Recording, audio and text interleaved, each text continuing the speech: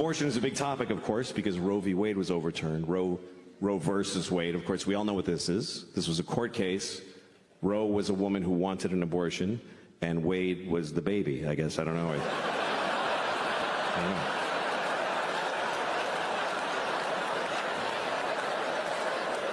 I'm just assuming. I never found out who Wade was.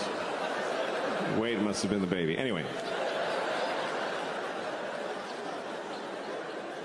But now that we don't have that, every state has to come up with their own law based on how people feel. They have to listen to people and see how they feel. I think most Americans feel, on average, the same thing about abortion. They feel like people should be able to get abortions if they need them, but, just keep it down a little bit. That's all. That's just go ahead, but, come on. Do it, but don't be like, woo-hoo-hoo! Like,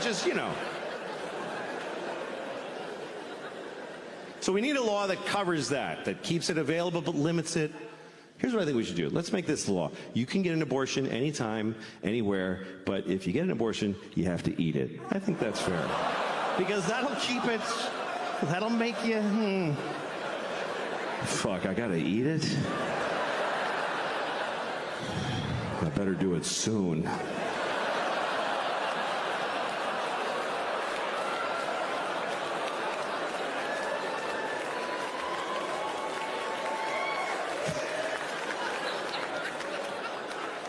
Just trying to make everybody happy, Some Catholics believe that contraception is murder. They think if you wear a condom, if you stop a sperm from getting to an egg, you killed a possible baby. By that logic, I could say that any woman that won't fuck me is a murderer. Let me tell you, there's a bunch of murdering bitches out there. But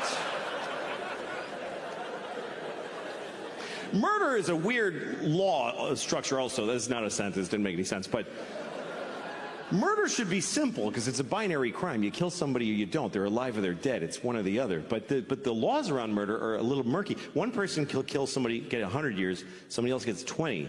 Why? What's the difference? Here's what they base your sentence on with murder. They base it on how you felt when you murdered them. That's weirdly important. They say, okay, you shot him in the face. But what was up with you, man? Like, what was going on? Like, come on.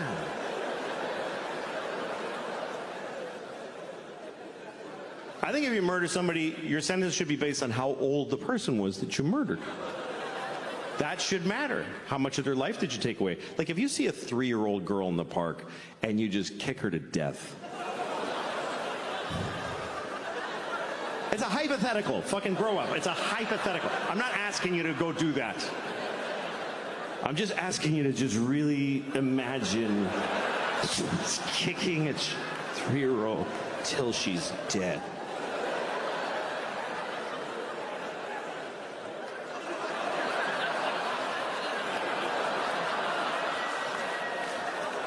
Right.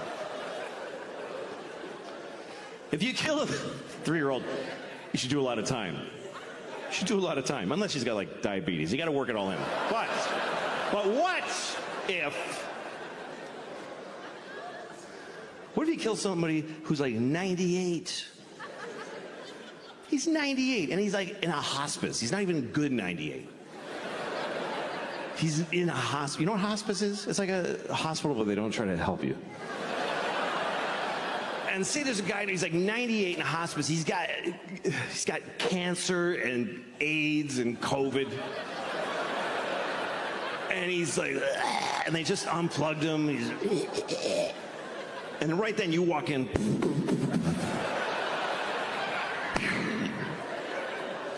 Shoot him right in the face. You should get like 5 minutes for that.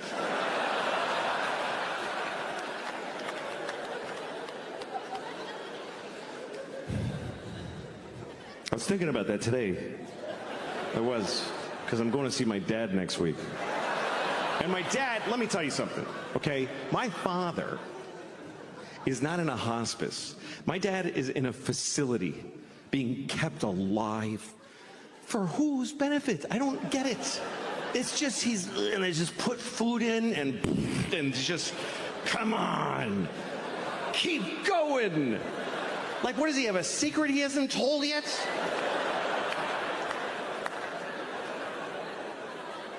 Because, look, my mom just died. She just died.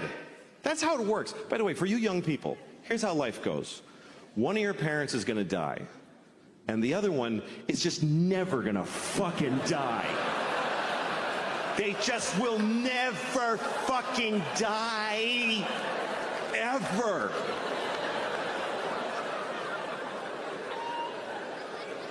And guess what? It's not the one you wanted. Nope. It's not the one you wish to have kept. It's not your good parent. Nobody's got two good parents. You have a nice one and a shitty one. And the nice one just dies, because that's what nice people do. I'll just die. I don't want to bother everybody.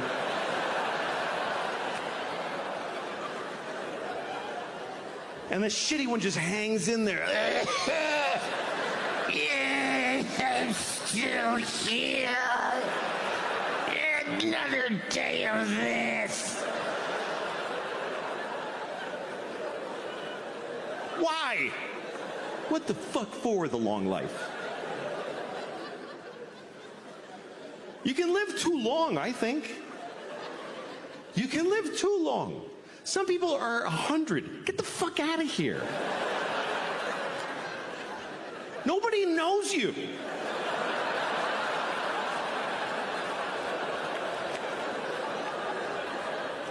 What, are you going to run into somebody? Hey!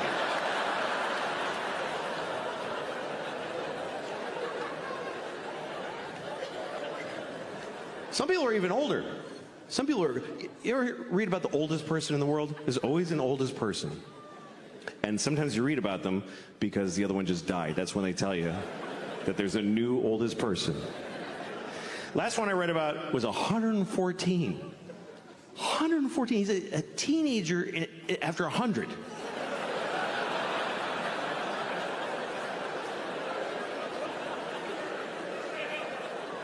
You know what that means? It means he's got a kid who's like 92. Who's like, please fucking die.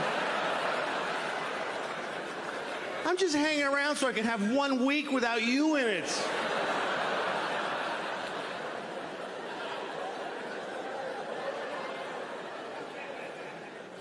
I mean, here's the bad news. You're going to die. But here's the good news. When you get closer, you're going to want to fucking die. It doesn't keep being good. You don't get to keep your life the way it is. Like, I'm 55. Both hands hurt. Both hands. Both my hips hurt. I'm lucky I have only one asshole. The whole fucking body hurts. When you're like in your 30s, you don't even think about it. You're like, because here's like, there's the beginning of your life, and there's the end. So like, you start like in your like you're your 30s. You just shuffle. You don't even aware of this movement. You're just shuffling along. Hey, this life is good. It's pretty cool. And then somewhere you're kind of aware that way down there, people are falling off the edge. Oh, I don't know. It's weird. And then you're not thinking. Then all of a sudden you're close, and you're oh fuck, I knew that guy. Oh my god. Holy shit. But there are signs that your time is coming to an end, you know? Like they don't make my shampoo anymore. They don't make it. It's like, why'd you stop? Like, you're the only one. Nobody fucking cares about you. And so I thought, I'm going to make my own. I'm going to make my own shampoo. I'm going to look it up online. I'm going to look at the ingredients. I'm going to make my own. And I found myself at a dinner telling a table full of people. So I decided to make my own shampoo.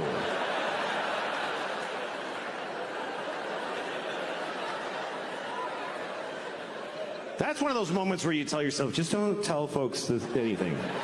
You don't need to say it out loud. Just do what you're doing and die as soon as possible.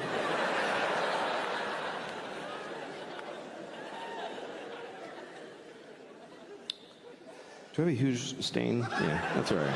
It's all right. So what? Okay. No. Who's running? Oh, okay. I thought they were coming to bring me something. There's nothing you can do. You'd have to change my whole lifestyle for the rest of the show. It doesn't matter.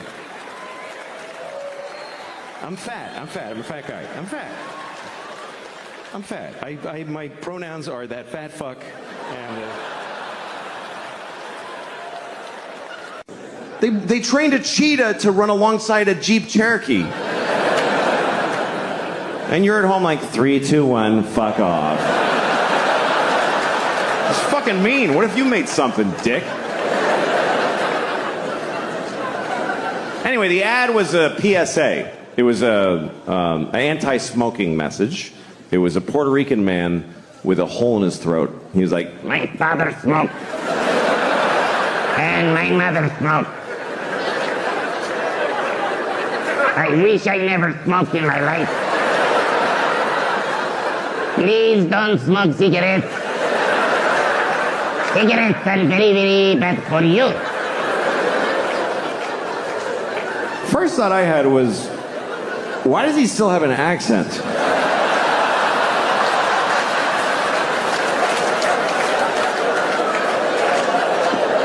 It's coming out. Feels like if you bypass the mouth, you shouldn't have an accent anymore. Does the machine have a setting for Puerto Rican? Is that just how air sounds coming out of this guy? Does he fart with an accent? Señor, I'm farting.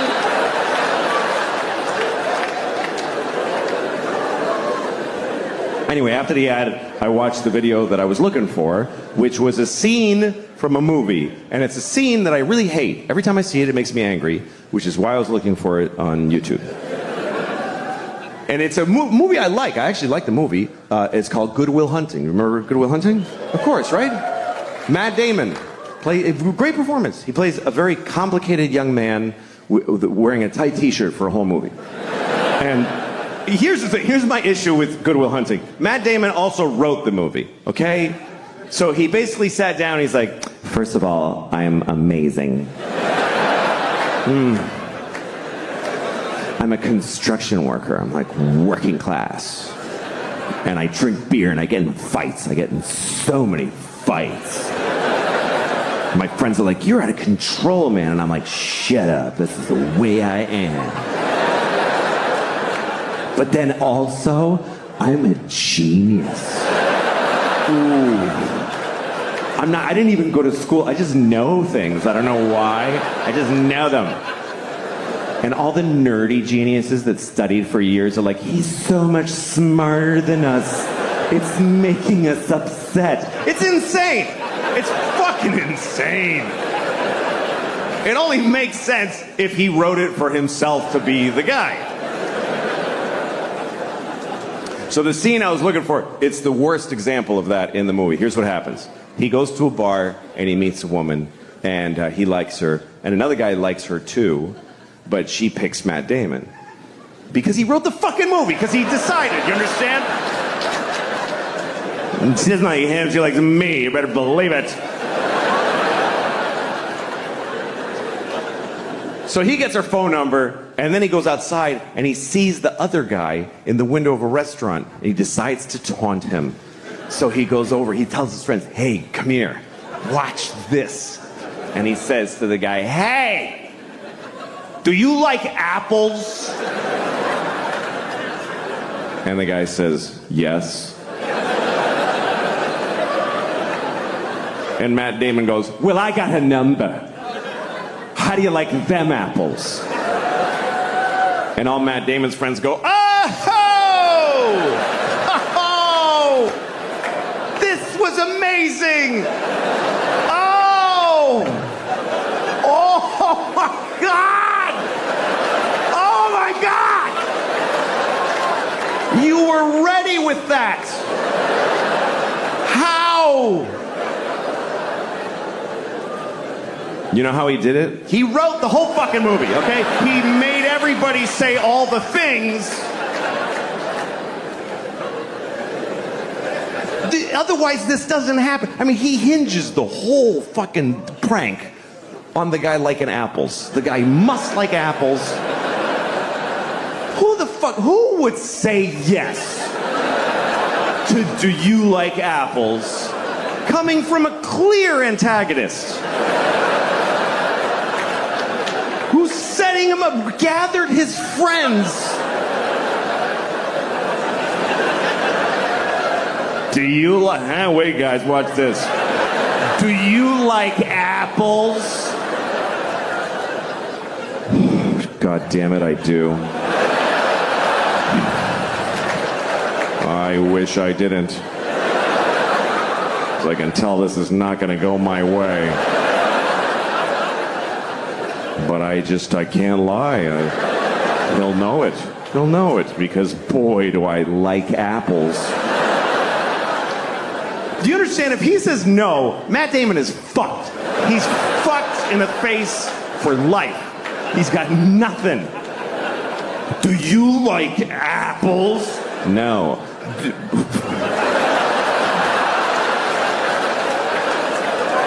What the... dude. Fucking guy. No, come on. Seriously. Seriously. You fucking... Don't fucking...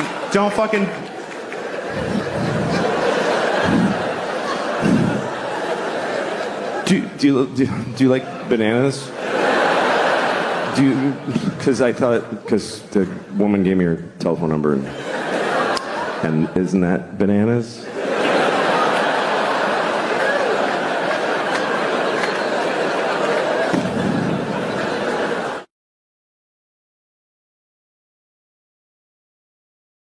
Landed, they gave me the plane. They're like, just take it home, you fucking ruined it. We tried flying it around with all the doors open, it didn't help. Fucking pig.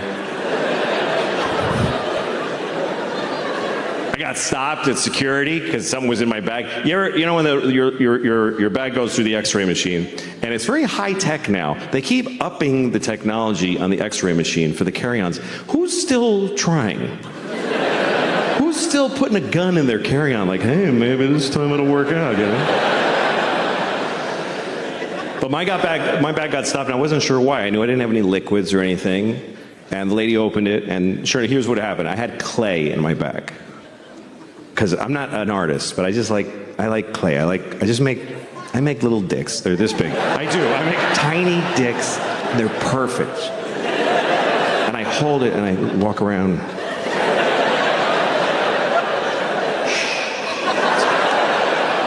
It's okay. And then when I get upset, I smush it. Now you're nothing. Now you're nothing. Anyway, it relaxes me. So I didn't think about this in terms of security until the lady took it out. It's a plastic bag with gray clay. It looks like C4 plastic explosive. And she's like, what is this? And I said, it's clay from an art store. She goes, I can't let you have it. I said, all right. So she threw it away, and she says, have a nice flight. I'm like, look, either that's a bomb or it's not.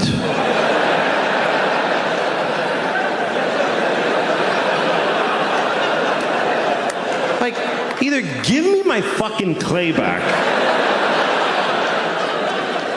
or ask me many questions, please.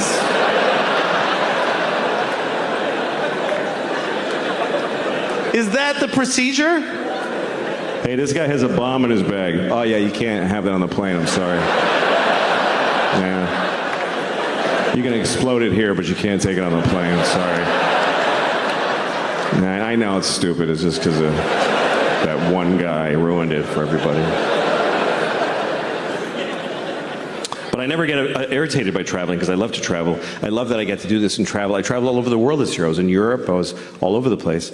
And you know, when you travel, you don't get to have the things you're used to having, but you get to have things you never had before. That's a trade-off. Like I was in Sweden. Now, if you're in Sweden and you go to, like say you're at a hotel and you want breakfast, they don't have maple syrup. They just don't have it. But they do have do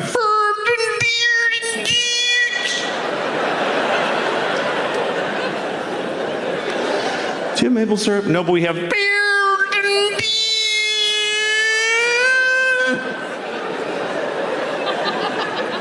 I'll have that, that's fine.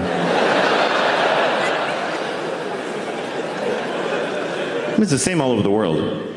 You know, you go to Tokyo. Do you have peanut butter? No, but we have. Is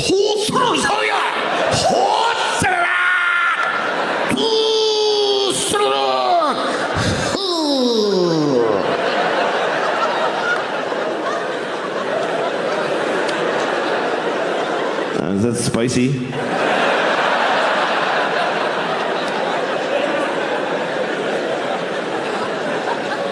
Same all over the world. You go to Africa. Oh, okay, just the Swedish and the Japanese. No, yeah, that's right. No, you're right. Yeah, just the Swedes and the Japs, but don't fuck around. Yeah, no, Africa's not okay, because they can't take a joke in Africa. They're very fragile people. So they need you to protect them against jokes. So good job. Rightly so. I'll skip Africa. I don't even know what it is.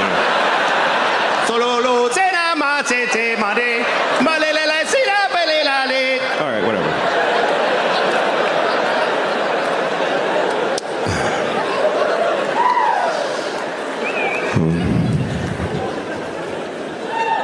But I like traveling. I like seeing people. I don't care about the place. I was in Glasgow, Scotland, and I was in a train station, and I saw this old man, old Scottish man, with a little boy, about 10 years old maybe, this tall, red hair, and he's holding his hand, and they're walking. It was really sweet. Then they got to the train, and the man's gonna get on the train, but he bends over, and he kissed this little boy on the lips for a long time. They were like making, it was weird. It was like making, and the kid had his hand on the back of his head and everything. And I was like, oh no. Oh no. He's making out with that little boy. But then I look closer and I realize that's not a little boy, it's an old lady. It's a little old Scottish lady. But then I looked even closer and I was like, oh no, it is a kid. It's a little Scottish boy, and he looks old because life is hard there. His dad keeps kissing on the mouth. And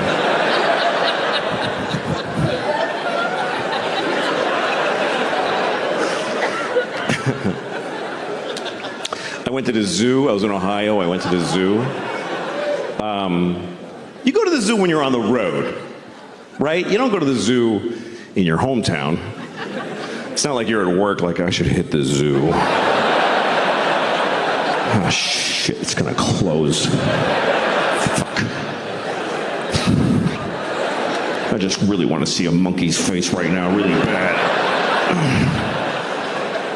It's gonna be a bad night if I don't look at a monkey. I'm gonna hit both my kids if I don't see a monkey tonight before I get home.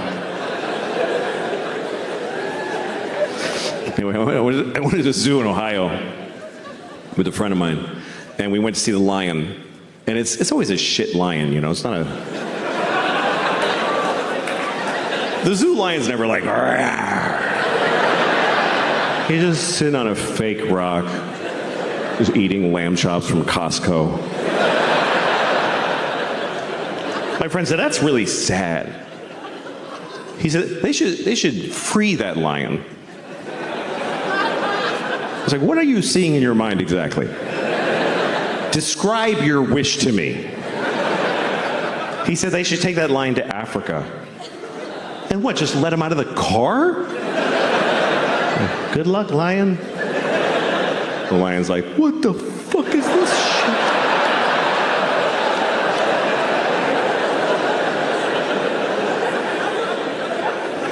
Then the African lions walk up to him. Hey man, how you doing? Where are you from? Columbus, Ohio. All right.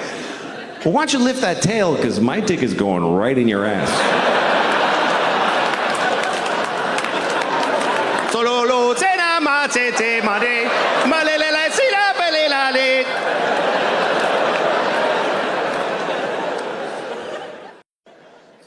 My kids and I were having breakfast the other day, and we're listening to NPR. We always listen to NPR because we're better than you.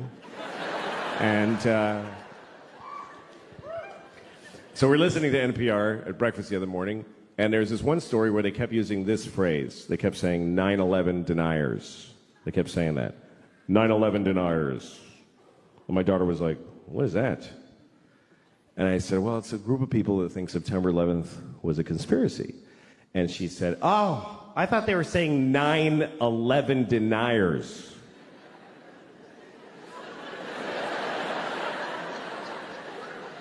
Yeah, she thought they meant 9 people who just ain't buying this 11 bullshit. Just a small fringe group, really. There's only 9 of them. But they still got on NPR, they got on the radio because they're dedicated. They protest every day. They're the 9/11 deniers. They're outside of the White House. It goes 10, 12, 13. Just know it. We are the 9/11 deniers. We know that 11 is a bullshit number propagated on the people by the man. Why do we have 11 when we have 13 and 14 and 15 and 16, 17, motherfucking 18 and 19, but we do not have a 1 team? What happened to 1 team? The government took 1 team and replaced it with some bullshit called 11. We are the 9 that deny that shit. Mr. President, give us back 1 team.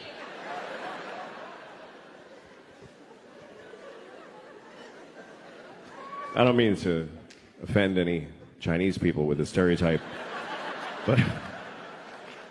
That's right, I'm Chinese, motherfuckers. I lived in Shanghai. I'm Chineser than a motherfucker. My chopsticks and whatnot. Ha! All right. I'm sorry. Here's the thing. Stereotypes are harmful.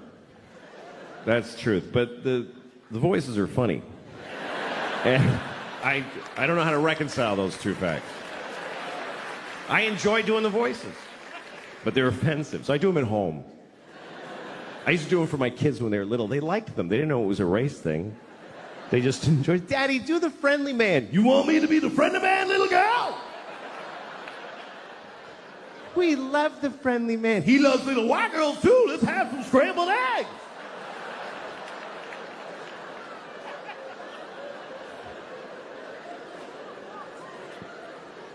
And then they grew up, and I was like, don't talk about the friendly man. Maybe don't talk to your teachers about them.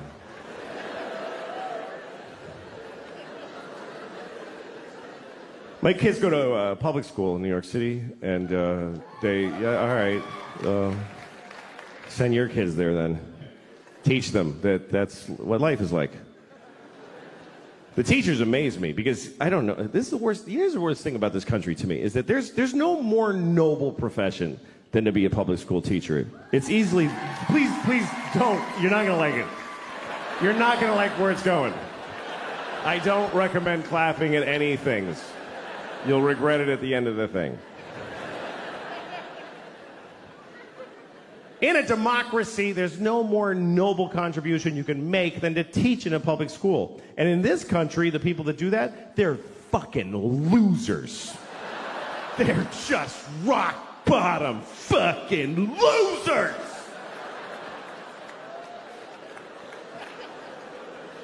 And everybody knows it, but they keep doing it. New people are teaching every day, knowing how shitty it is. They show up, they tell them ahead of time, hi, what is this job? And they say, okay, here's what we need you to do. We need you to make children know math. Wow. Do they want to know math? No, they don't want to know it. You need to make them know it against their will while they're exploding sexually and Who are these children? Just whatever kids live near the building.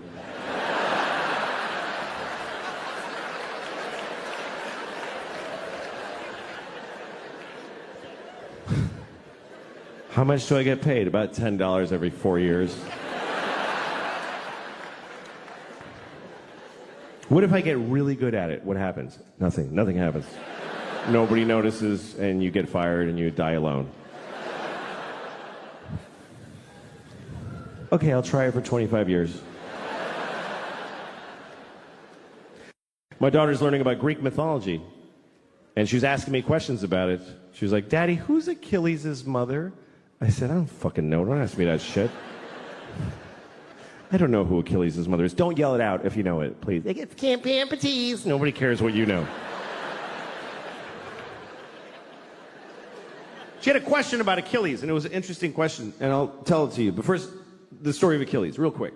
Achilles was a baby. He was a Greek baby, and he didn't stay that way. But when he was a Greek baby, his mother, who was a goddess, took him into the river Styx, which is at Hades, the land of the dead, and she dipped him in the water of the river Styx because there was a magical quality to that water that it would make you impervious of any harm. You couldn't be hurt. It was like a shield, right?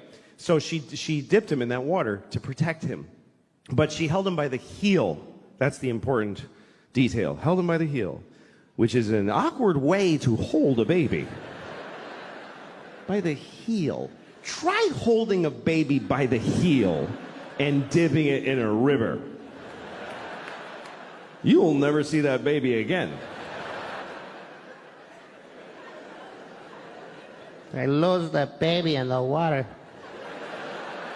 I was trying to wash him and he fell in the river. I'm sorry, Mr. Achilles, I lost your baby. You told me to hold him by the heel. He's asleep. Achilles' mother's a Mexican nanny. It's a lesser-known character in the Iliad. Anyway, his mother, she was able to hold on, of course, because she was a goddess. She was the goddess of grip or whatever, I don't know. And she held on, and then he was protected, except on his heel. His heel was not protected, and so that's what we call your Achilles heel, your one vulnerable place. Everybody's got their Achilles heel. Achilles' Achilles heel was his heel. Like literally.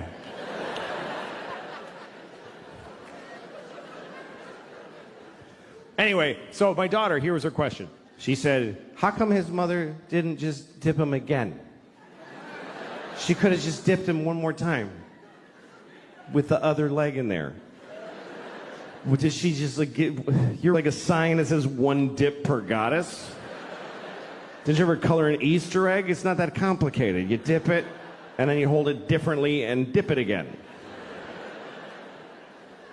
Smart kid. I was proud of her. But at the same time, I thought, who the fuck are you to judge this woman? It bothered me. Because here's what the story of Achilles teaches me, is that if you're a parent, it's never enough what you do for these motherfuckers. It's just never enough. It's still gonna be your fault. How much more do you want from a mother? She dipped her kid in magic water and protected 99% of his body. Is any of it up to him? He could have just wore a big shoe and be careful. But he goes out in sandals, fucking flip-flops, and a sword and fights the whole planet. I'm Achilles because my mother dipped me. Finally, somebody got him in the heel, and he's like, Mom! Thanks a lot, Mom.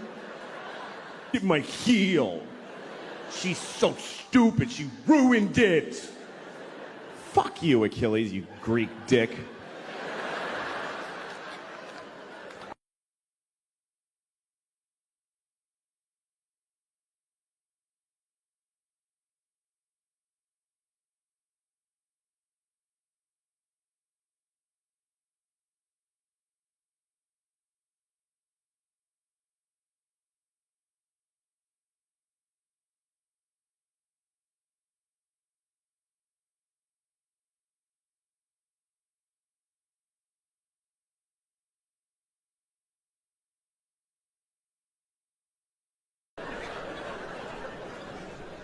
I've seen a few tits. I've seen, I don't know, 48 maybe, I don't know. I've had my history in my life, you know. I've been divorced for 5 years, and it's been the best part of my life, being divorced. Easily my favorite part of my life. I love being divorced. Every year has been better than the last. And it's the only time I can say that about. And by the way, I'm not saying don't get married. If you meet somebody, fall in love and get married, and then get divorced, because that's the best part. It's the best part. Marriage is just like a larva stage for true happiness, which is divorce, because you just let go and everything's fine now. Divorce is forever. It really actually is. Marriage is for how long you can hack it. But divorce just gets stronger like a piece of oak. Nobody ever says, oh, my divorce is falling apart, it's over, I can't take it.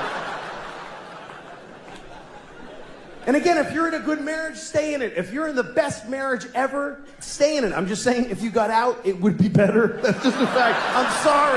I'm sorry, but it's true. Everything's better. My ex-wife and I, this is the best part of our knowing each other. We're good co-parents because we live apart and we're friends. Our kids go to her half the week, they come to me half the week. And I'm a good father. I'm an attentive, focused, and responsible father. Do you know why? Because I get to say goodbye to these kids every week. Are you shitting me? It's like every parent's fantasy.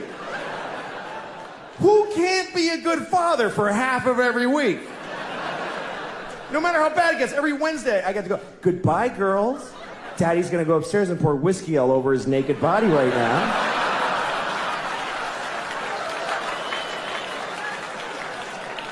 I'm gonna lay in my own filth until 2 seconds before you come back here. That's why I'm such a good dad.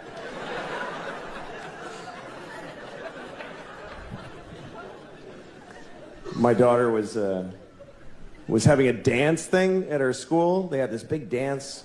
Anyway, we all went, all the parents, and everybody's there, and everybody's got their phone. Every single parent. It was an amazing thing to watch, because kids are dancing, and every parent is standing there like this. Every single person was blocking their vision of their actual child with their phone. And the kids, I went over by the stage, and the kids, there's people holding iPads in front of their faces. It looked like we're all in the witness protection program. Like the kids can't see their parents. And everybody's watching a shitty movie of something that's happening 10 feet. Like, look at your fucking kid. The resolution on the kid is unbelievable. If you just look, it's totally HD.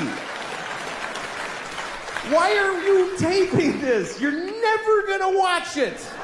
In a million years, you're not gonna watch videos of your kids doing shit you missed the first time it happened. You don't watch it, you just put it on Facebook. Here, you watch it. I wanna take a nap now. And then you get to read all the comments. Oh my God! It's so cute!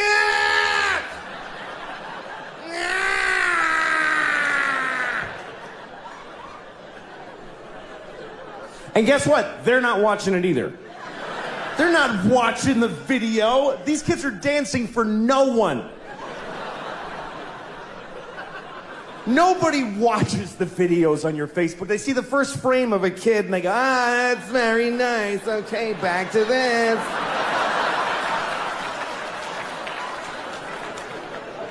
Nobody's watching your kids' videos on Facebook, I promise you. I'll prove it to you.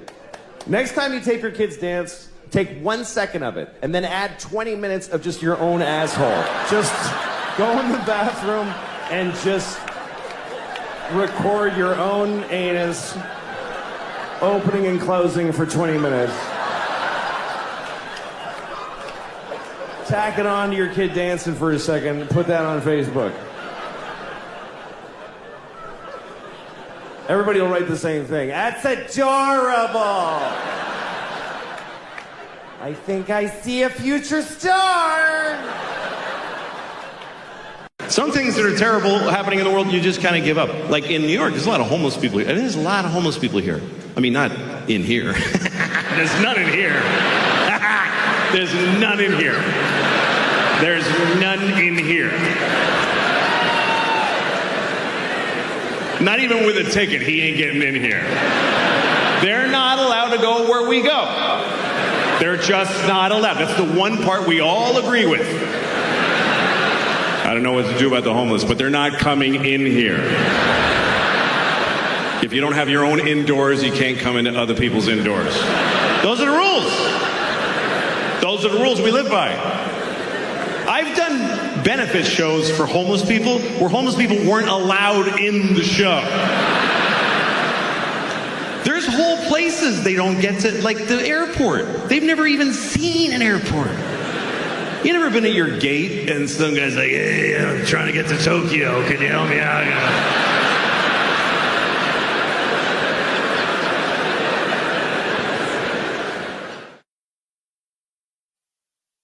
When I was about 6 years old, maybe, I stayed home from school one day. I had a single mom and she worked. So when I stayed home from school, I just got to be alone in my house.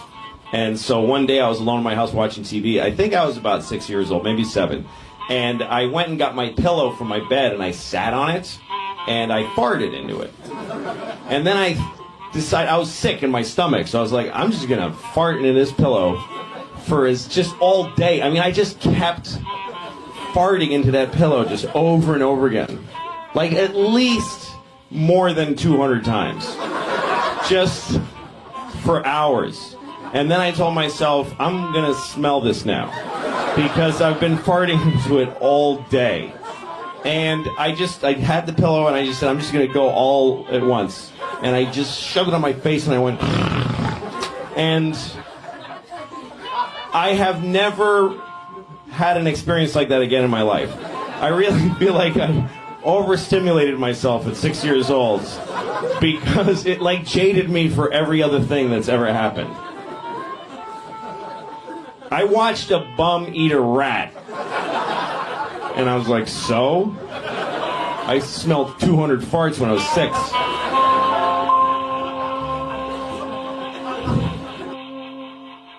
This is the story of Jesus cursing a fig tree. Does anybody by applause know of this story? Okay, that's just enough to make it clear. This is true. I mean, nothing's true in here. But I'm just kidding. I'm just kidding. I don't fucking know. What do I know? I wasn't there. I'm just trying to make it clear that I didn't make it up. This is Mark chapter 11. It's when Mark went broke. And Jesus entered into Jerusalem, and when he had looked round about and seen all things, and the eventide was come, he went out unto Bethany with the 12. See, Bethany was like a suburb of Jerusalem.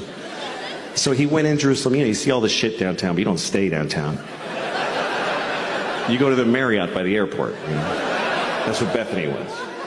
And on the morrow, when they come from Bethany, Jesus was hungry. And seeing a fig tree afar off, having leaves, he came to it, if haply he might find anything thereon. But when he came to the tree, he found nothing but leaves, for the time of figs was not yet. And Jesus answered and saith unto the tree, no man shall eat fruit of thee hereafter and forever. And the disciples heard it. And in the morning when they passed by, they saw the fig tree dried up from the roots and dead. And Peter, calling to remembrance, saith unto him, Master, behold, the fig tree which thou dost cursest has withered away and died. And Jesus answered and saith unto them, Have faith in God. What the fuck kind of a Jesus story is that? Hey, Jesus, you killed a tree. That's right, motherfucker. What's the fucking point to this story? What is the moral? Jesus just killed a tree. He was hungry. He was fucking cranky. He's like, there's no figs. Fuck you, tree. You're fucking dead, you piece of shit. I wanted a fig. And the tree's like, but the time of figs is not yet. It's just not yet. I need another week. You want fruit out of season? Go to Whole Foods, you fucking Jew. I didn't do anything. It's different. Like if murder was legal, I might have killed a few people. I don't know. I'd love to think, oh, I would never do that. But we really need the law against murder. For one simple reason. The law against murder is the number one thing preventing murder. We'd like to think it's because, like, oh, I would never do that. No, it's because it really sucks getting caught murdering. A lot. If murder was legal, or just a misdemeanor, like you get a thing in the mail, oh shit, they had a camera there. Oh, well.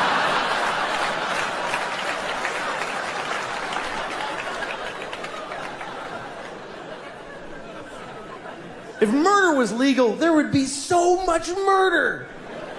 Regular people would murder. Murderers would murder even more. And then really nice, sweet people would murder a few people. But nobody would murder no people.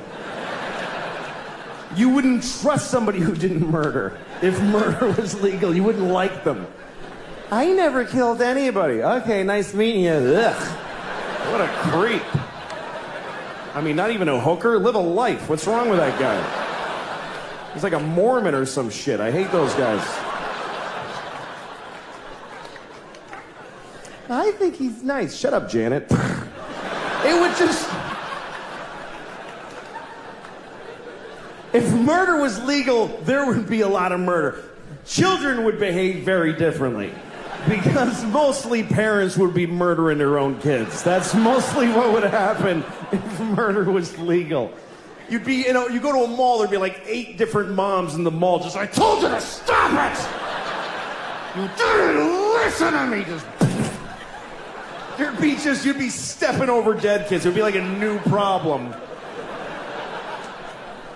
You have to clean up your kids when you kill them, because it's gross. It's bad for the environment. If you murder your child in a public place, please use one of the red bags that are in the dispensers every 3 feet of America. Put your murdered child in the red bag with a logo of a murdered kid on it. Next to the other logo that tells you not to let your alive kid play with a plastic bag because they might suffocate. In which case you could just leave them in the bag.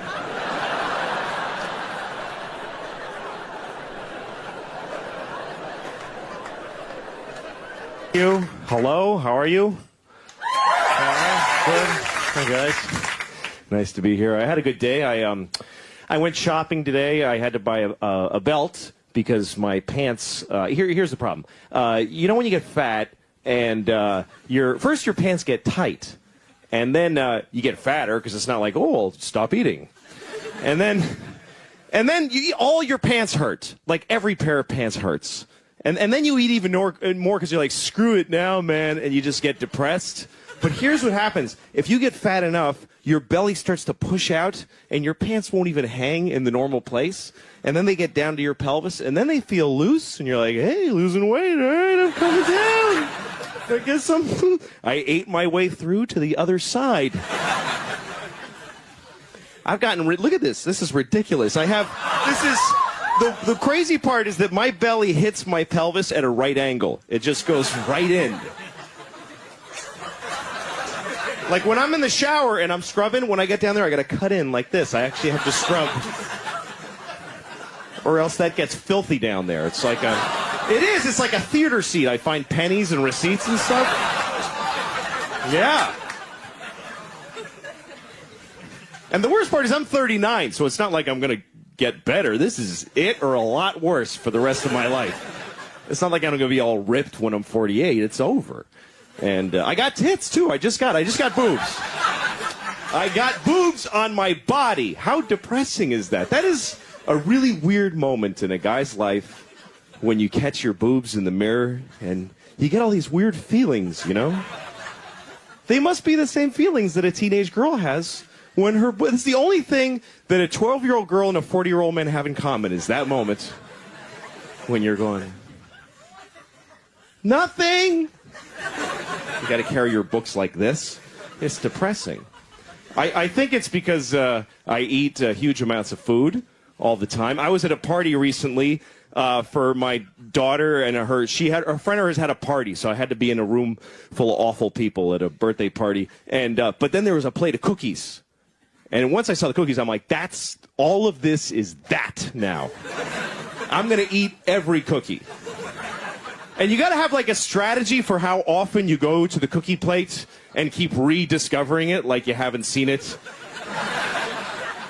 The first time you see it, you're like, oh, somebody brought cookies. Yeah, I gotta go ahead. You got to go like this, like, I don't have to have one, but I don't want to insult anybody, and you eat one. I can take it or leave it. You walk away. The whole time, radar back there.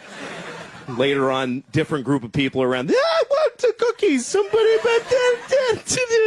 If people start to notice how much you're eating them, you have to say something like, these are crazy. What's with these cookies?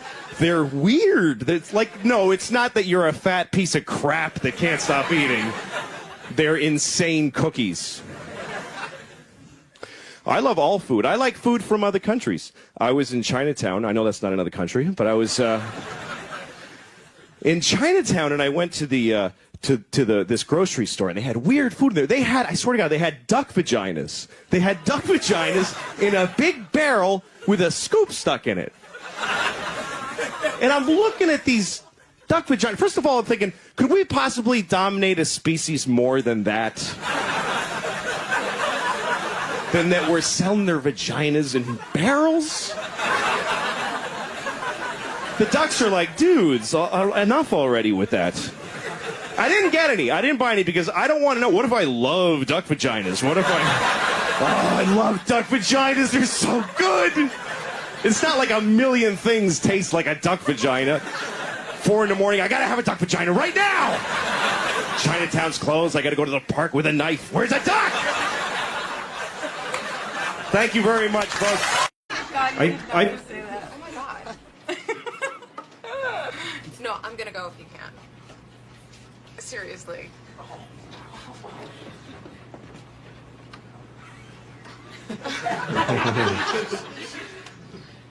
What? Hi, could you stop talking because you're making it hard for me to do my job. Oh, okay. Sorry. It's okay. Just, you don't have to be sorry. Just please don't do it anymore, okay? Okay. Okay, thank you.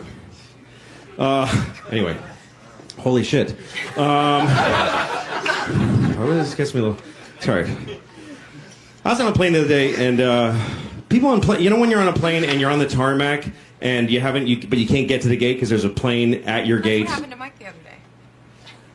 Excuse me? No, my friend, that happened to him too. I don't care. Well, no, my friend Mike. Hey, nobody cares about your friend Mike. Nobody cares about your friend Mike. Okay. Nobody cares about your friend Mike. Okay, whatever. It was funny. What was funny? Unlike you. I'm sorry? I said unlike you. It was funny, unlike me. Yes, I did. Can I ask you a question? Go ahead. What happened to the parade? What parade? The parade of stupid you were floating? I'm just curious. Okay, that's your not Vera- even. That's not even It's funny. not? No. Okay. You sure? All right. No, you're offensive. I'm offensive? Yes. What do you mean? You're making jokes about rape, and that's offensive. You don't like rape? No. You don't? No.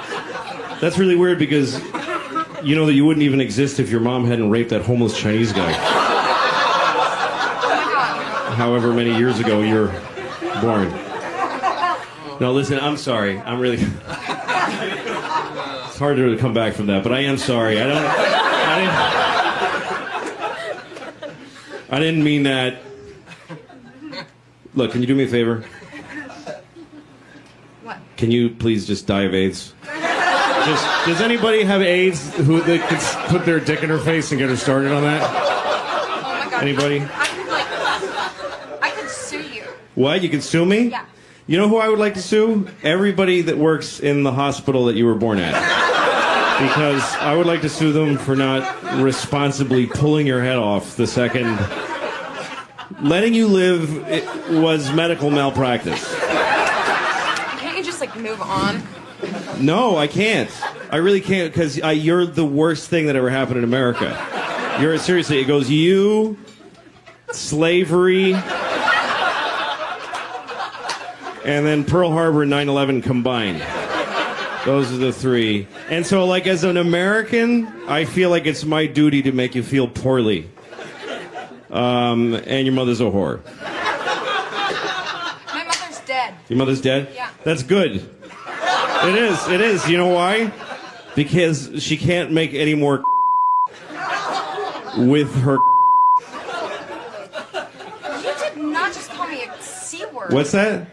Did you just call me a C word? No, I called you a because you're and your mother is one, and she had one.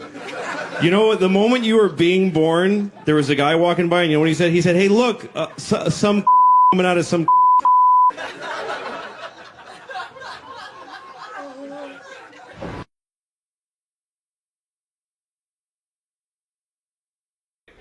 Good. Nice to be here. Nice to be in Aspen. My name's Louis. I live in New York. And I like New York. It's the only city where you actually have to say things like, hey, that's mine, don't pee on that, you know? Usually you don't need that phrase. I did something really stupid the other day. I went to buy groceries at a supermarket, and I forgot to have money. Have you ever done that? I was totally broke. And I didn't realize till the guy had bagged all my stuff and everything. And he says, $85? And I said, I don't have any money. And he's like, what, you don't have enough money? No, I don't have any money at all. And he didn't know what to do. He's like, well, you want to some of your stuff back? Is that what you're saying? Put it all back, I think. The worst thing is I didn't know how to leave. You know, it's like, well, see you later. I had fun picking his stuff out anyway. I got a boner shop in here. Thanks, man. I always get in these embarrassing situations. Like, you know when you tell somebody a story, then a week later you tell them the same story again because you forgot? And by this time, you've added a bunch of lies to it, and you've embellished it. The other day, I was telling a guy a funny story about something that happened to me, and it was true, but it didn't really happen to me. It happened to somebody else. I was just lying and saying it was me. And all of a sudden, I realized that I was talking to the guy that it happened to. And he's like, that wasn't you, that was me. What the fuck is wrong with you? Oh, I thought that happened to me. Shit. So I got kind of lonely last night. I ended up calling one of those phone sex numbers. You ever call those? You know, like 1-900-BIG-TITS or whatever it is, you know? 1-900-BIG-OLD-FLOPPITY-TITTIES. You know those lines you call. And I always end up talking to some woman who's like 55, and her name is Blanche or something, you know? It's like, I'm gonna take your trousers off very slowly. And then I'm gonna play with your balls.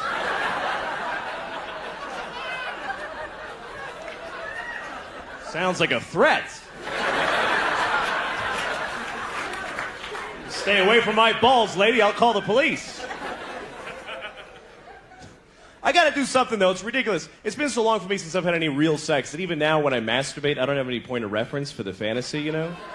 Like now when I masturbate, I just fantasize about other times I masturbated. That's all I really have in mind.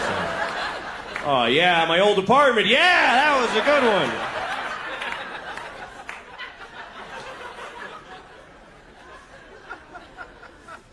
I was in jail about a week ago because I drive, but I don't have a driver's license. So I had to go to jail, and I had to be strip searched at this jail. And so I'm staying naked in front of this cop, and he looks at me and he just says, all right, lift. And I was like, lift what? And he says, lift your testicles. And I was like, well, can I use my hands?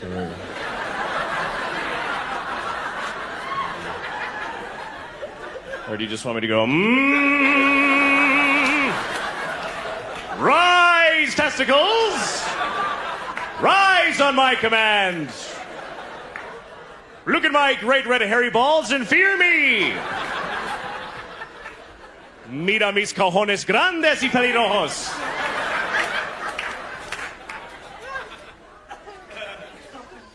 So that was a bad night. Sorry. You ever wear a bathing suit because you ran out of clean underwear? I got an idea. I did that once. I was on a date with a girl and I was wearing a bathing suit under my pants because I didn't have laundry. And she wouldn't have known except for I had that white string flapping outside my fly the whole time. And she's like, what do you have, a tampon in there? What the hell are you doing? You're a loser. Yes. The other night I woke up in the middle of the night and my hand was asleep. Has this ever happened to you? Because I was sleeping like this for whatever reason. And I woke up and my shoulder hurt like a motherfucker. And I took out my hand and it was like white and I couldn't feel it. And I'm pinching it really fucking hard. I couldn't feel, I'm breaking the fingers and nothing. It was dead. So you know what I did? I put it on my penis so it would feel like somebody else. You know?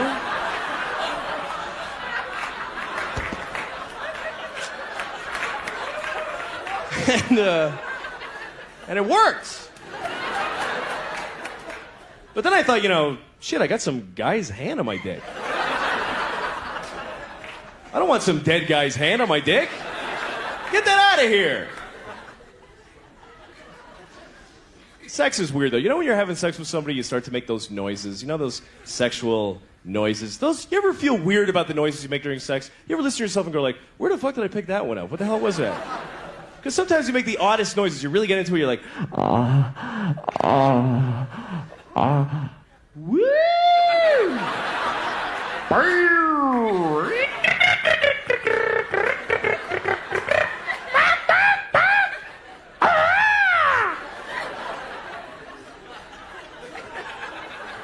That'd be fun to make that noise with somebody that you're having sex with for the very first time, you know?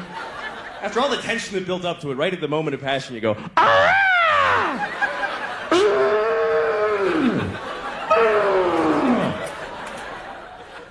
just to watch their face going, shit.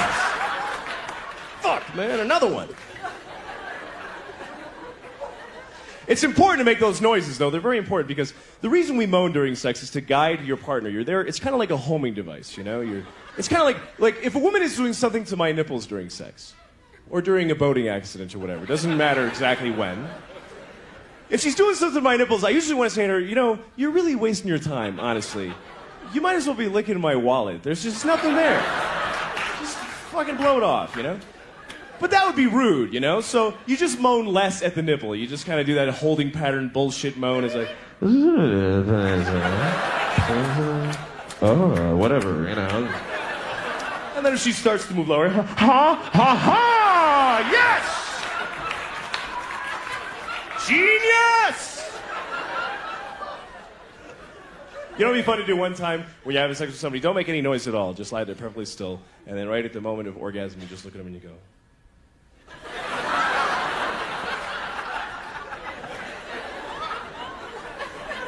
I had sex with this woman once, and she turned out to be a complete nymphomaniac. And I always thought I'd want to be with a nymphomaniac, but it was really a nightmare, you know? Because she wanted to just keep going and going. And the sex was really hard work, too, because she was like just grabbing me, pulling me in there, going, come on, fuck me, come on!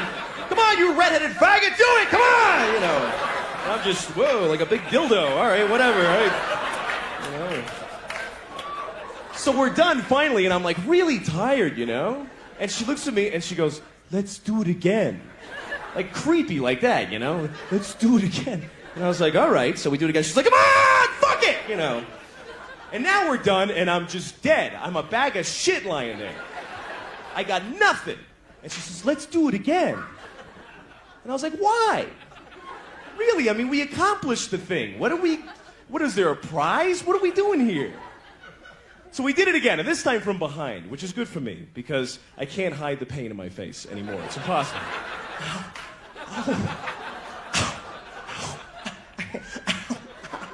And then she starts getting into it, right? And she starts like backing into me really hard. She's going like, bam, bam, bam.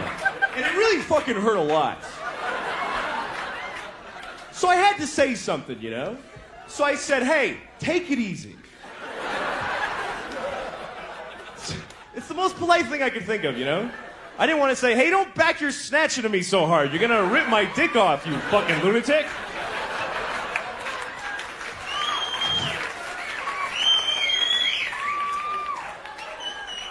Hi, Mom.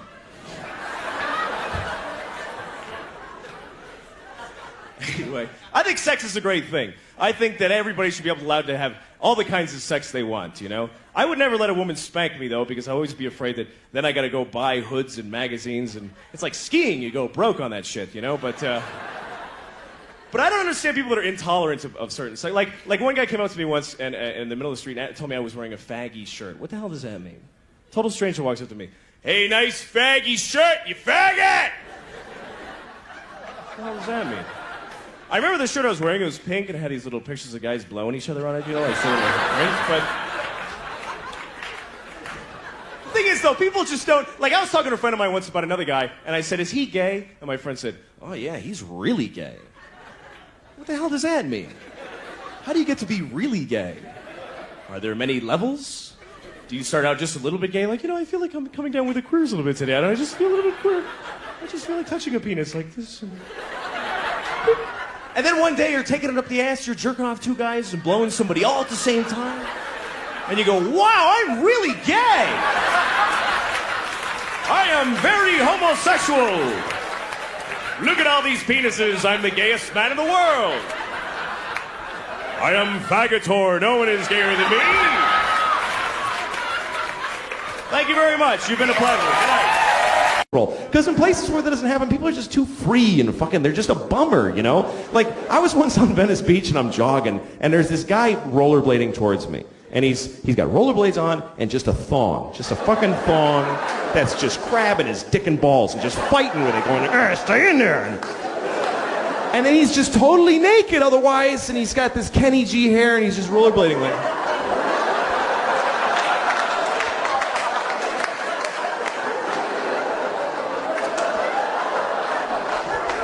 free. And I actually had to stop jogging because I needed my whole body to fucking hate this guy with. I had to just stand there going, oh, you motherfucker. Now I have to know you exist, you piece of shit. Fucking go skating to an AIDS tree, you motherfucker. All right, now. I don't know. I've started to kind of hate people, and it's not because I have anything against them. It's just I enjoy it. It's just recreation. Like, you know when you're at the bank and you got nothing to do while you're waiting in line, so you just pick people to hate while you're waiting. You just look at someone and form an opinion with no information. And it's never positive. Who fucking wastes their time? I bet he's a hard worker. Who thinks about that shit? Skip over those people. Then you find a guy, oh, look at his shoes. What a fucking asshole. Oh, look at that piece of shit. Hope he dies today. Oh, God, I hate him. I hate him. You watch all the shit. Yeah, fill it out, you fuckface. Fill it out. Yeah, you filled it out. I knew it. You suck. He's just standing there. He has no idea you're just boiling with hate, you know?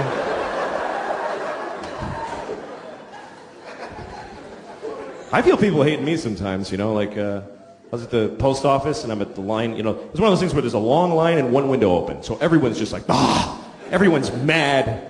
But when you're in the line, you're in the hate group. You get to be part of the group and you're all looking at each other going, like a silent movie of impatient people, you know.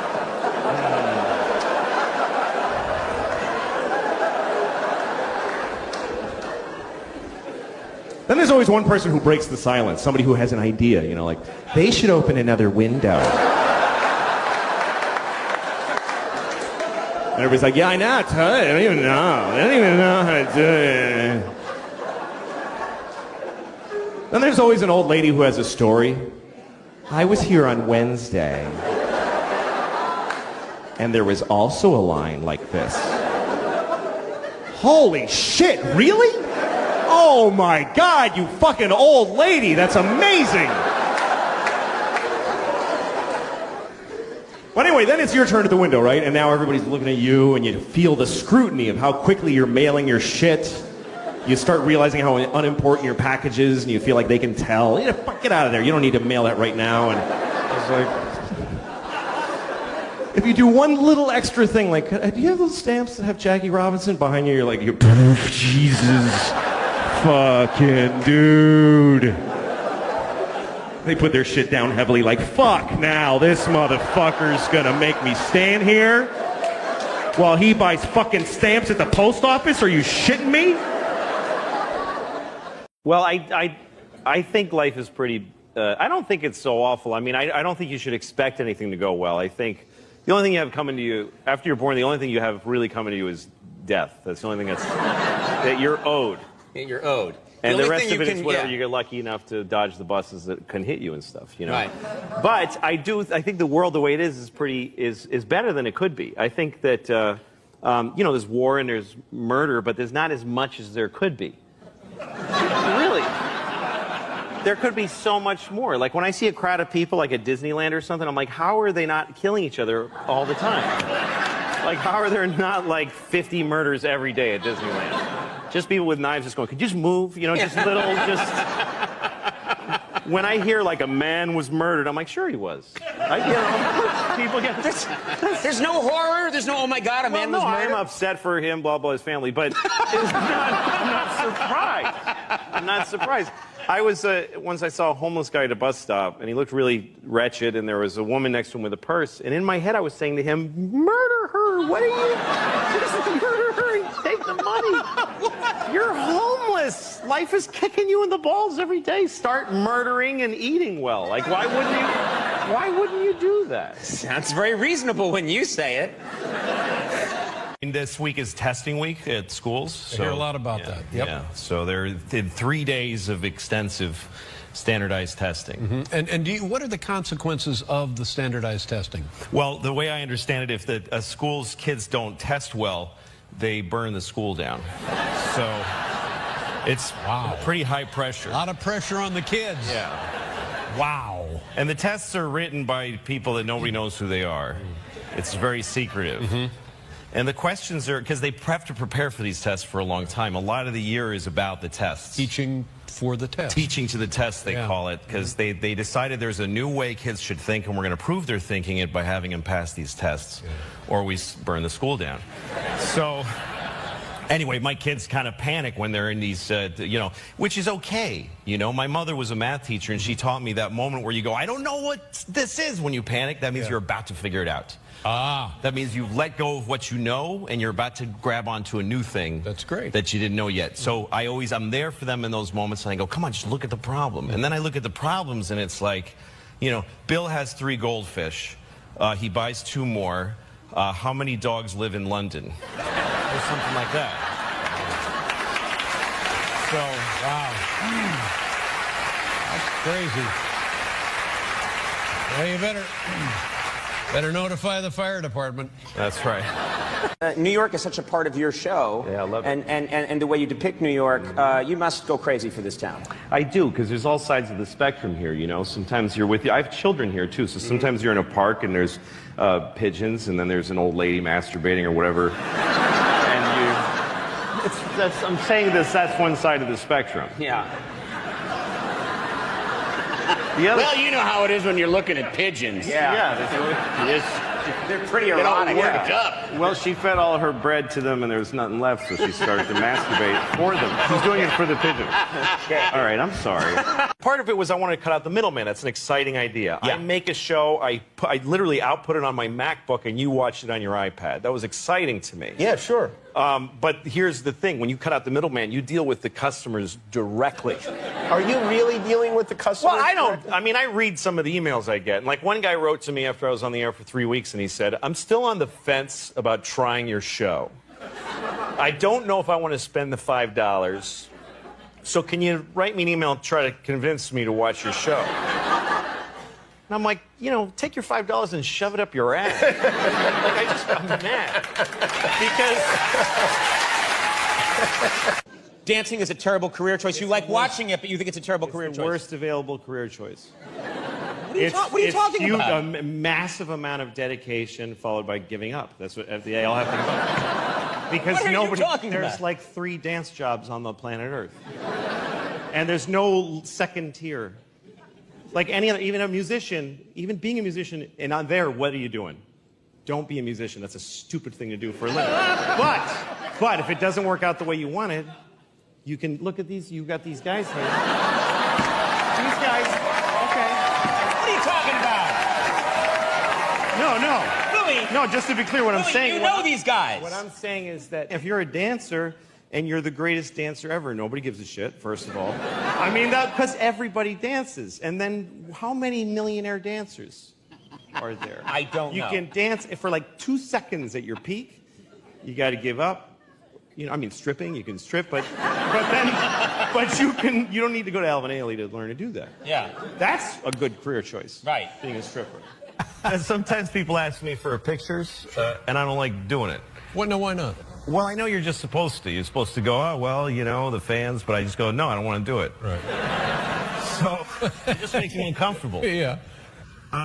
But one time, so I always try to be nice how I say no. I go, oh, you know, but thank you, Sure. you know, okay. So I was coming out of a restaurant once, and these 2 women are standing there, and I hear them say, picture. So I go, oh, no, I'm sorry. I just don't like doing that. Right. I hope that's okay. Yeah, well, and they're that like, seems reasonable. okay. And I said, what's your name, though? And she's like, Janet. And I go, hi, Janet, I'm Louie. Hi. Hey, guys, I'm sorry, but thank you. Yeah. And then I walk away, and then I see the 2 women give their camera to some guy to take their picture. Yeah. With each other. And so... Well, that's not right. No. And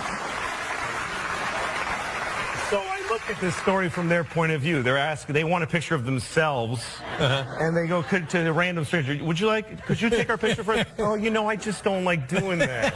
I'm really sorry, but what's your name? What a creep. What a gross creep. Something very wrong. Once Really again, wrong it's with all that. your fault. Sure. Of course it is. Yeah. But I was watching Schindler's List, and this moment happened that it just stuck with me. It's a scene where all the Jews are being thrown out of Warsaw, and it's very sad. And they're going down the street, and there's these Polish people that aren't Jewish watching them leave. Right. And one of them is a little girl, and she's about 7 years old, and she's on a mailbox, and she's very cute, and she's yelling, "Goodbye, Jews! Goodbye, Jews!" And this really left an impression on me, and probably on the Jews that she was yelling at, too. Because I think it's real. I think a very that happened. powerful moment, yeah. Yes, and I think it probably really happened, and somebody told Spielberg about that, and he was like, we're doing that in the movie. So he made that scene, which means he had to find a little girl to play that little girl. He had to find a little cute girl who could yell, "Goodbye, Jews!" at grown-ups. Right. And that's a really... And I know how movies are made, so I know somewhere there's a tape of like 50 little girls all trying really hard, trying to get the "Goodbye, Jews" part. Right. And they're all adorable. Or some of them aren't so good at it. Yeah. Because there's no kid actors that are like, you know, Sean Penn, can I work from within? They're all adorable. They're all cute. Right. There's a tape somewhere of little girls. "Hi, my name is Anne Marie, and I'm with William Morris. Goodbye, Jews." "Goodbye, Jews." Anne Marie, we need a little more anger. "Oh, I'm sorry. Goodbye, Jews." Okay, next. And there's another girl. "Goodbye, Jews. Goodbye, Jews." Okay, next. And then comes the girl who's amazing, and her mother has prepared her for months. She knows how to walk in the room. "Hi, my name is Louise, and I am really happy to meet you. The sun'll come out tomorrow. Bet your..." We just need the line, actually. "Oh, I'm sorry. Goodbye, Jews! Goodbye, Jews!" Yeah. And there's a new thing, the cloud. They want you to go to the cloud. And they're selling it as a great idea. You don't need your stuff. Just give it to us and we'll keep it on the cloud. It's fine. You don't have to. And you're like, really? But those are my pictures. And we'll keep it on the cloud. You pay a little rent to have it up on the cloud. And the way they're going to talk you into this is that you get to have a smaller device. because you don't need to keep the stuff on it. You understand? Right. That's why. Okay, like this. Somebody gave me this iPhone. This is what an iPhone is right now. Okay. Now it's gonna when they tell you you want to keep it on the cloud, they're gonna say this is the iPhone now. The next iPhone is just gonna be this. It's just gonna be this, and it's just gonna be this thing, because you need this to store all your movies and stuff on. But you're just gonna have this, and you just rub and go, ooh, I want to see Tom Cruise, and Tom Cruise will be all around your face, and then you want to see, Selma Hayek, and then you take it and you that's how it's gonna work. I'll give you $10,000 for that thing right now. Some parents really struggle with, like, all the other kids have the terrible things, so my kid has to. Yeah, let your kid go and be a better example to the kids. Just because the other stupid kids have phones doesn't mean that, okay, well, my kid has to be stupid, otherwise she'll feel weird. Right. I think these things are toxic. Especially for kids. It's just this thing. It's bad. And they don't look at people when they talk to them, and they don't build the empathy. Kids are mean, and it's because they're trying it out. They look at a kid and they go, you're fat. And then they see the kid's face scrunch up and they go, ooh, that doesn't feel good to make a person do that. Right. But they got to start with doing the mean thing. But when they write you're fat, then they just go, that was fun. I like that. That tasted good. Let me ask you a question, and specifically about breakfast. I have this conversation with my son, who is 10, who is, I guess, right between the ages of your daughters. And it goes like this. Well, what would you like for breakfast? I'm not hungry. Mm-hmm. Well, yeah, but let's just say you were. How about bacon? No. How about eggs? No. Pancakes? No. And so we go through every imaginable form of consumable human food, none of which interests the kid. And then, so now we go back and we start over. And it's clear that he has decided on his side he's going to say no to everything I come up with. But yet, they have to eat. Yes, they do, but why? What do you do at why that are you point? asking him what he wants? I mean, you're asking him to decide where everything's headed. And look, I know why you're asking. I get it. But the thing is, you're saying if he doesn't decide what he wants, he won't eat. So I'm already behind crazy. the 8 ball. That's never going to be his... So with your girls, you just put the food in front of them. I go, here's what we're having. Here's what we're having. I don't want that. And I go, all right, what do you want then?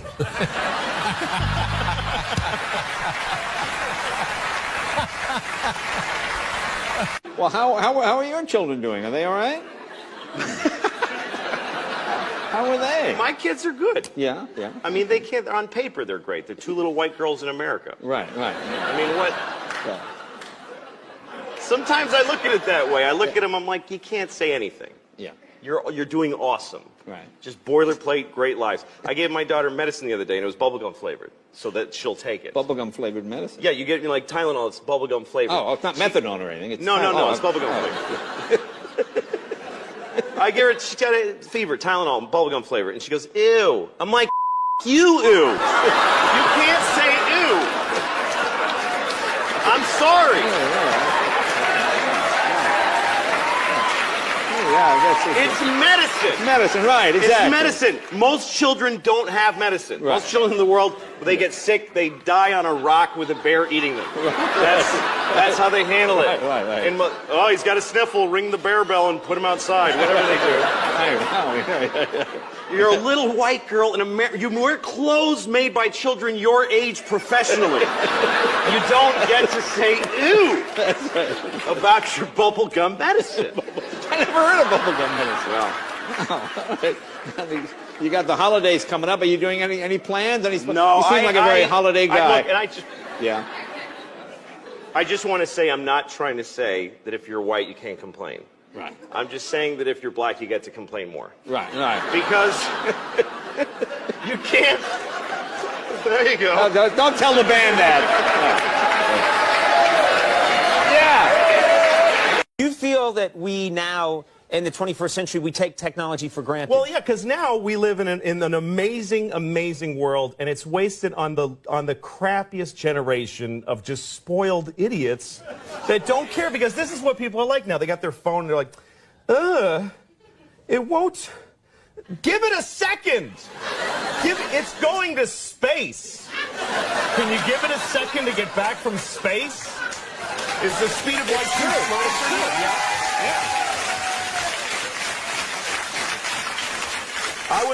I was on an airplane and there was internet, high speed internet.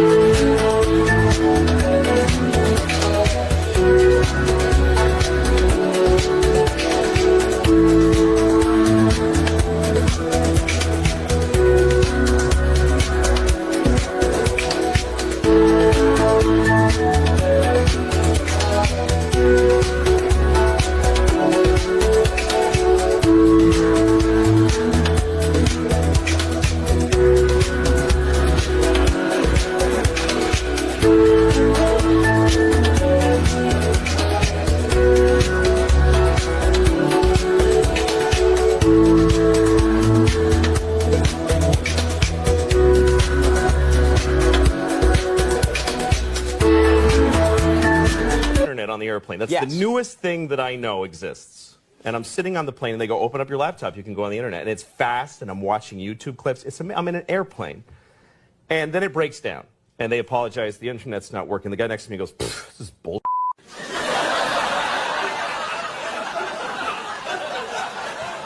Like how quickly the world owes him something he knew existed only 10 seconds ago. Right. And on planes, I know you know, and I know you've told your kids, honesty is its own reward.